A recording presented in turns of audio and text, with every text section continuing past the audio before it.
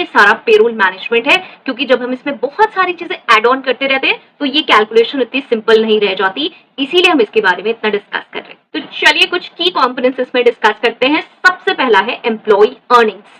Employ earnings क्या है? Include salary, wages, bonuses और अदर फॉर्म्स ऑफ कंपेंसेशन, जो कि हम डिस्कस करेंगे। डिडक्शंस क्या है? Statutory deductions.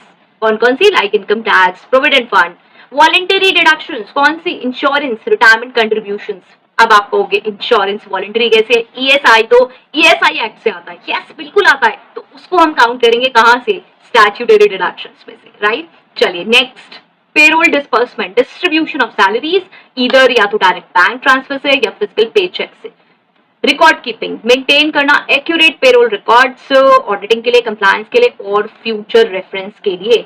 ये कुछ की कंपोनेंट्स हैं जो कि हमारे इसमें आते हैं, हम इसमें काउंट करते हैं। इसके बाद चलते हैं, देखते हैं कुछ इंपॉर्टेंस। अब आप इसमें कहोगे, एक क्वेश्चन आ सकता है जो मुझे भी बहुत आता था, वो ये आता था कि यार ये तो फाइनेंस का काम है, जब हम बात करें पेमेंट की तो ये फाइनेंस का ही सिर्फ काम है। नहीं, ऐसा नहीं है, और इसी इंपॉर्टेंस को हम जानते हैं कि एचआर के लिए और फाइनेंस के लिए कैसे डिफरेंशिएट होता है। और यस, ये इंटरकनेक्टेड जरूर है। तो चलिए, एचआर के लिए देखिए, एम्प्लॉय सेटिस्फेक्शन, टाइमली और एक्यूरेट पेरोल जो है वो हेल्प करता है कि एम्प्लॉय को उसका मोरल और सेटिस्फेक्शन, ट्रस्ट बिल्ड करने में। यस, मुझे अगर टाइमली पेमेंट मिल रहा है, मेरी बात हुई इंटरव्यू में एचआर से, किसी फाइनेंस पर्सन से नहीं होती है।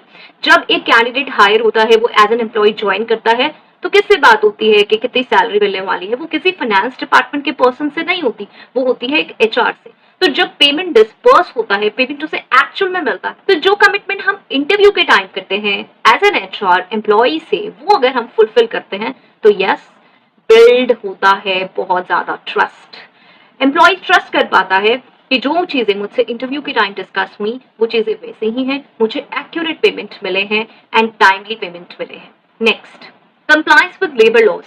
HR must ensure that payroll process comply with labor laws, जैसे कि yes, minimum wage requirements, overtime, again statutory benefits like PF, ESI। बहुत सारे लोग मुझे कहते हैं मैम PF नहीं कटता, आप क्या कर रहे हो?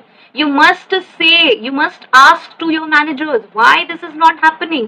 आप हर बार ये क्वेश्चन करो कि ये होना चाहिए and why this is important। उसके लिए आपको PF एक्ट पता होना चाहिए, और उसके लिए आपको पता होना चाहिए कि अगर PF नहीं कटेगा तो इसकी कितनी पेनल्टी है। Okay, next, employee records management. Payroll data बहुत ही इंटीग्रल है मेंटेन करने में employee records, like yes, salary history, tax filing और बेनिफिट एंटाइटलमेंट्स, राइट? सो इसलिए ये इंपॉर्टेंट है।